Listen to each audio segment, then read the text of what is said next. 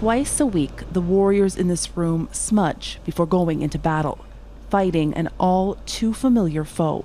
I'm the first one in my family to not go to residential school, my grandmother, my mother, and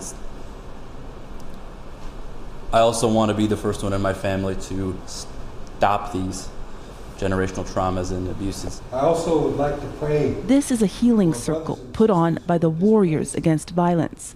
But the support here isn't specifically for those who are victims of violence. It's also for those at greatest risk of causing harm.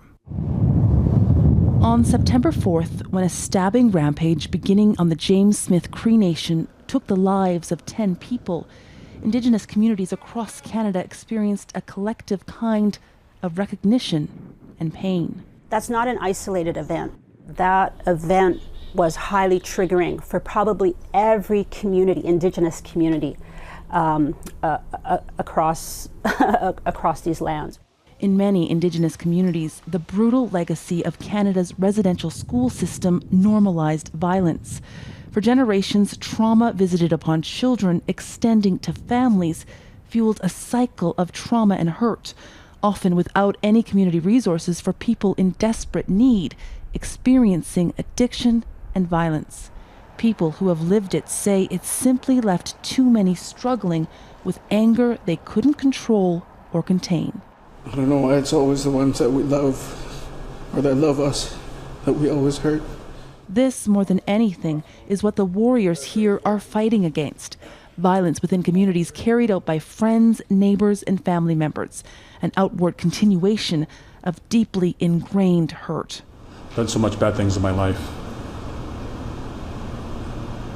I was a victim of verbal, physical, mental, sexual abuse as growing up as a child. Vancouver-based and Indigenous-led, the organization has been holding healing workshops for 25 years. Their success is measured by lives changed and saved. We do it in a way that is more, it's cultural, and it's with our own way of healing practices as Indigenous people. It works. Referrals now frequently come from the justice system, with requests for training from across Canada and the United States. Joyce Vasella says they are addressing a critical need, but they too require more resources and support. I feel a lot of my ancestors with me when I'm in this circle. Dedicating their lives to break the cycle of intergenerational trauma in others. You're going to be teachers, each and every one of you. One person at a time. Heather, Yourex-West, Global News.